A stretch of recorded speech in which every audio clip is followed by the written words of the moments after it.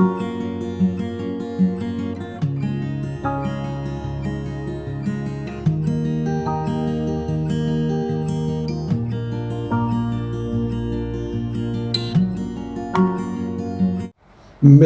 नमस्कार, जय श्री राधे। आप सबका स्वागत करता हूं आपके अपने YouTube चैनल प्राच्य वैदिक एस्ट्रो में। और आज आप लोगों के लिए लाया हूं भगवान सूर्य के राशि परिवर्तन के विषय में। भगवान सूर्य नारायण देव 15 मई से लेकर के 14 जून तक वृष राशि में संचरण करेंगे। तो हमारे राशि मंडल पर इसका क्या प्रभाव पड़ेगा, और इसमें इस वीडियो में मैं आपसे चर्चा करूंगा मेष से लेकर के कन्या राशि तक पर पड़ने वाले प्रभावों के विषय में। तो मित्रों आइए सर्वप्रथम शुरू कर लेते हैं मेष लग्न और मेष राशि के विषय में। वर्तमान में भगवान सूर्य नारायण देव मेष राशि में ही संचरण कर रहे हैं और जाएंगे वृष राशि में। तो मेष लग्न के लिए बनते हैं भगवान सूर्य नारायण देव पंचमाधिपति, यानी पंचम भाव के कारक हैं। आपके ज्ञान बुद्धि विद्या पुत्र पुत्रियों के कारक हैं, आपके प्रेम संबंधों के कारक हैं। वर्तमान में उच्च का होकर के लग्न में ही बैठे हुए हैं, तो बहुत शुभ परिणाम प्रदान कर रहे हैं। लेकिन जब 15 मई 2022 से वृष राशि में संचरण करेंगे तो आपको क्या परिणाम हासिल होगा।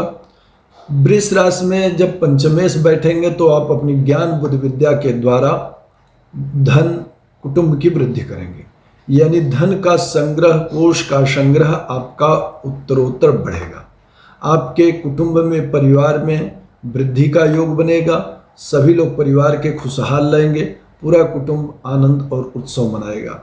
मित्रों यानी मेष लग्न हो आपकी या मेष राशि हो, उसमें भगवान सूर्य नारायण देव का वृष राशि में यह संचरण जो आपके द्वितीय भाव में हो रहा है, आपके धन कोष और कुटुंब की वृद्धि करने वाला है।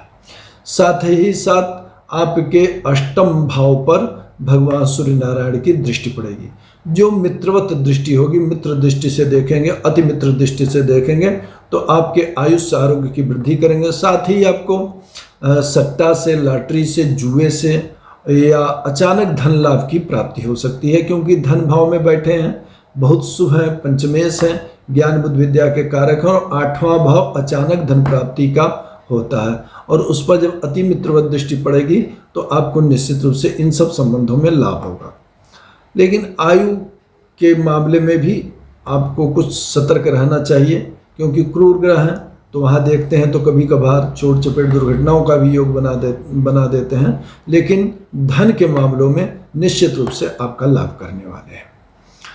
अब आइए बात करते हैं हम आज की अपनी अगली राशि वृष राशि, वृष लग्न के विषय में। वृष लग्न और वृष राशि में भगवान सूर्य नारायण देव रहते हैं, जो आपकी मूल कुंडली लग्न से बनते हैं या राशि से बनते हैं। वो आपके चतुर्थ भाव के स्वामी, यानी चतुर्थेश होकर के आपके भूम भवन वाहन माता सुख का आधिपत्य इनके पास होता है। भूम भवन वाहन माता सुख का स्वामी होकर के जब भगवान सूर्य नारायण देव आपकी लग्न में ही विराजमान होंगे तो माता के स्वास्थ्य में सुधार होगा, माता से संबंध प्रगाढ़ होंगे, भूम भवन वाहन का सुख मिलेगा। यानी कि यदि भूम कोई खरीदना चाहते हैं, वाहन कोई खरीदना चाहते हैं, प्रॉपर्टी कोई खरीदना चाहते हो, तो इस सब कार्यों में भगवान सूर्य नारायण देव आपकी निश्चित मदद करेंगे, सहायता करेंगे। आप इन सब कार्यों को करने में समर्थ होंगे और इनके सुखों की भी आपको प्राप्ति अवश्य होगी। साथ ही साथ आपके सप्तम भाव पर उनकी मित्रवत दृष्टि पड़ेगी। अति मित्र देखेंगे, क्योंकि सूर्य के मंगल सदैव मित्र रहते हैं। और अभी जो वर्तमान में राशि मंडल में हमारे गोचर हो रहा है, उसमें भगवान सूर्य नारायण से मंगल की अति मैत्री बनी हुई है। तो ऐसी स्थिति में दाम्पत्य जीवन भी जिनका है, वो जीवन साथी से संबंध मधुर बने रहेंगे, प्रेम संबंधों में प्रगाढ़ता रहेगी। साथ ही साथ जो है, यदि कोई छोटा रोजगार करते हैं आप, तो उसमें भी उत्तरोत्तर वृद्धि का योग रहेगा। पार्टनरशिप का भी कोई व्यवसाय है तो उसमें आपको अच्छा लाभ देखने को मिलेगा। मित्रों अब आइए बात करते हैं मिथुन लग्न और मिथुन राशि की। मिथुन लग्न और मिथुन राशि में भगवान सूर्य नारायण देव आप लोगों के लिए होते हैं तृतीय भाव के स्वामी। बहुत कारक भाव नहीं है, फिर भी यह भाव जो होता है आपके पराक्रम का, भाई छोटे भाई बहनों का, साथ ही आपके रिश्तेदार मित्र पड़ोसियों का होता है। और भगवान सूर्य नारायण देव अब व्यय भाव में संचरण करेंगे।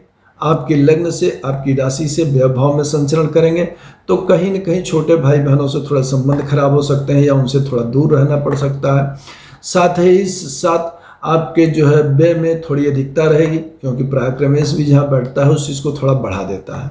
तो पराक्रम आपके व्यय में व्यय की अधिकता रखेंगे।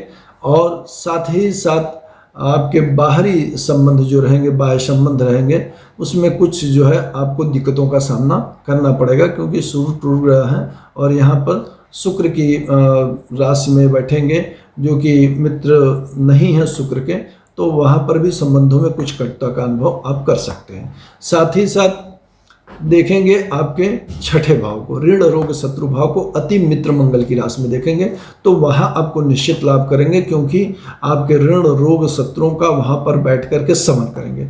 यानी बाह्य लोगों से कुछ संबंध आपको प्राप्त होगा, खर्चे के माध्यम से, बाह्य लोगों के संबंधों के माध्यम से। लेकिन जो वो बाह्य लोग होंगे वो आपके धन का शोषण करेंगे, आपसे धन खर्च कराएंगे और तब आपके ऋण रोग शत्रुओं को समाप्त करने में आपकी सहायता करेंगे। यानी मिथुन लग्न और मिथुन राशि के लिए खर्च की अधिकता का योग रहेगा और साथ ही साथ उनके ऋण रोग शत्रुओं के विनाश का भी योग रहेगा। तो यानी कि कुल मिलाकर के एक सामान्य फल आपको यहाँ पर वैभव में भगवान सूर्य नारायण देंगे। अब आइए बात कर लेते हैं कर्क लग्न और कर्क राशि के लिए। कर्क लग्न और कर्क राशि में भगवान सूर्य नारायण देव होते हैं द्वितीयेश, यानी द्वितीय भाव के धन कोष के कुटुंब के स्वामी हैं।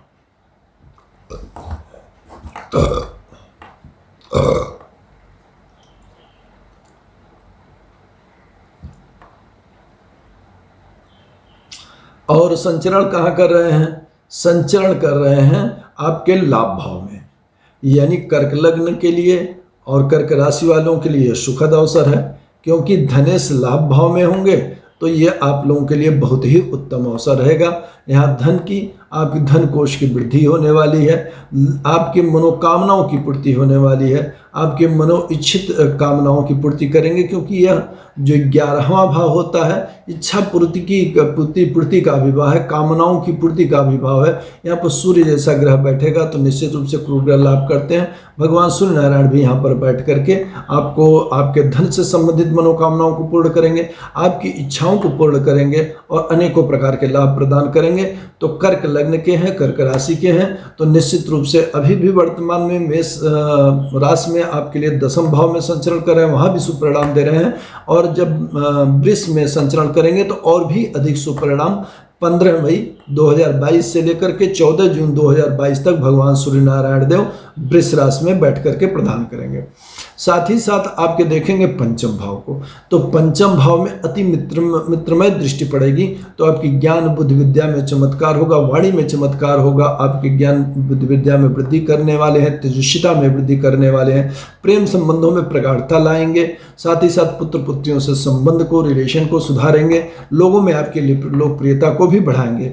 यानी कि आपको सब प्रकार से कर्क लग्न और कर्क राशि के हैं तो भगवान सूर्य नारायण का यह गोचर आप लोगों के लिए बहुत ही उत्तम है, बहुत सौभाग्यशाली है। जो ये समय आपको रहेगा 15 मई से लेकर के 14 जून तक का, भगवान सूर्य की बड़ी कृपा आप लोगों पर बनी रहेगी। अब आइए बात कर लेते हैं सिंह लग्न और सिंह राशि के विषय में। और सिंह राशि में भगवान सूर्य नारायण स्वयं ही लग्नेश राशि से बन जाते हैं। वर्तमान में जब संचरण करेंगे तो वो आपके दसम भाव में करेंगे।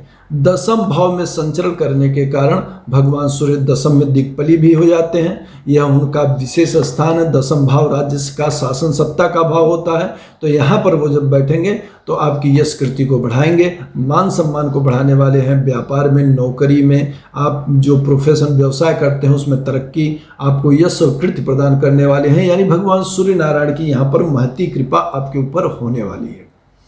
मित्रों, साथ ही साथ वो देखेंगे आपके चतुर्थ भाव को, तो अपने मित्र अति मित्र मंगल की राशि में देखेंगे तो भूम भवन वाहन माता का सुख आपको भरपूर मात्रा में प्राप्त होगा। आपके मान सम्मान यश की कृति वृद्धि ही होगी। साथ ही साथ अगर कोई नई प्रॉपर्टी खरीदना चाहते हैं, कोई नई मकान बनवाना चाहते हैं, साथ ही साथ कोई नया वाहन खरीदना चाहते हैं तो ये आपके लिए शुभ समय होगा। 15 मई से 14 जून 2022 के बीच में आप प्रयत्न करें, निश्चित ही आपको आपके व्यापार में, आपके राज्य नौकरी में, आपके प्रोफेशन में निश्चित आपको ऊंचाइयां और तरक्की मिलेगी, साथ ही साथ आपके सुख में भी वृद्धि होने वाली है। यानी दोनों तरफ से आपको अति सुख प्रदान करने वाले हैं, क्योंकि लग्नेश है, लग्नेशों के परम शुभ होते हैं और साथ ही साथ दशम में दिग्बली होकर के बैठे हैं। तो सिंह लग्न और सिंह राशि वालों के लिए भी भगवान सूर्य नारायण का दशम भाव में यह गोचर बहुत ही उत्तम परिणामों को लाने वाला है। अब आइए हम लोग बात कर लेते हैं कन्या लग्न और कन्या राशि के विषय में। कन्या लग्न और कन्या राशि में भगवान सूर्य नारायण देव बनते हैं आप लोगों के लिए व्ययाधिपति, यानी व्यय भाव के स्वामी हैं और संचरण करेंगे आपकी राशि से, आपके लग्न से नवम भाव में, यानी भाग्य भाव में। भाग्य भाव में जब यह संचरण होगा तो आपको विदेश दूरस्थ यात्राओं का योग बनेगा, विदेश जाने का अवसर प्राप्त हो सकता है, या दूरस्थ यात्राओं का अवसर प्राप्त हो सकता है, या नज़दीक में ही आप विभिन्न प्रकार की छोटी छोटी यात्राएं अवश्य करेंगे। व्यर्थ का आप जो है भ्रमण भी कर सकते हैं, ऐसे यात्राएं करेंगे जिनमें आपके खर्चे होंगे और साथ ही साथ आपका धन भी इन्वेस्ट होगा, लेकिन आपको उसका कुछ परिणाम नहीं प्राप्त होगा, ऐसी स्थिति आपके रहेगी। हाँ, तीर्थयाटन, देशाटन, विदेश यात्राओं में आपके जाने का योग अवश्य रहेगा। जो लोग विदेश जा करके कोई नौकरी करना चाहते हैं या एक्सपोर्ट इंपोर्ट का व्यवसाय है, उनके लिए जरूर यह लाभदायक अवसर रहेगा, क्योंकि भाग्य से उसमें वृद्धि का अवसर अवश्य बनेगा। साथ ही मित्रों, आपके भाग्य की भी वृद्धि करेंगे। ऐसा नहीं है कि सब कुछ बुरा करने वाले, लेकिन खर्च की अधिकता अवश्य रहेगी। धर्म के कार्यों में भी आपका खर्च होगा, यात्राओं में भी आपका धन खर्च होने वाला है, लेकिन फिर भी आपकी भाग्य भी जागृत रहेगी। भाग्य से भी आपको बहुत सुख और संपन्नता प्राप्त होने वाली है। साथ ही साथ देखेंगे यहाँ से भाग्य भाव में बैठ करके तृतीय भाव में अपने अति मित्र मंगल की राशि में, तो मंगल की राशि में देखेंगे वृश्चिक राशि में, तो आपको इस आपके पराक्रम में तरक्की करेंगे, उन्नति प्रदान करेंगे। भाई, छोटे भाई बहनों से संबंध उत्तम बनाए रखेंगे। साथ ही साथ मित्र से, पड़ोसियों से, रिश्तेदारों से आपके संबंध अच्छे बने रहेंगे और साथ ही साथ आपके पराक्रम, उद्यमशीलता बढ़ी रहेगी। तो निश्चित रूप का आपकी यश और कीर्ति बढ़ने वाली है निश्चित रूप से। लेकिन यहाँ पर बैठ करके जब बेश होकर के भाग्य भाव में बैठे हैं तो थोड़े खर्च की अधिकता मित्रों अवश्य बनाए रखेंगे। ये रहा मित्रों भगवान सूर्य नारायण का वृष राशि के गोचर का प्रथम वीडियो, जिसमें मैंने बताया आपसे मेष राशि से लेकर के कन्या राशि और कन्या लग्न वालों तक भगवान सूर्य नारायण का यह गोचर क्या प्रभाव देगा। अगली वीडियो में आपसे चर्चा करेंगे भगवान सूर्य नारायण का के प्रभाव के विषय में, जिसमें तुला से लेकर के मीन राशि तक के विषय में बताऊंगा। तब तक के लिए दीजिए मुझे आज्ञा। नमस्कार, जय श्री राधे।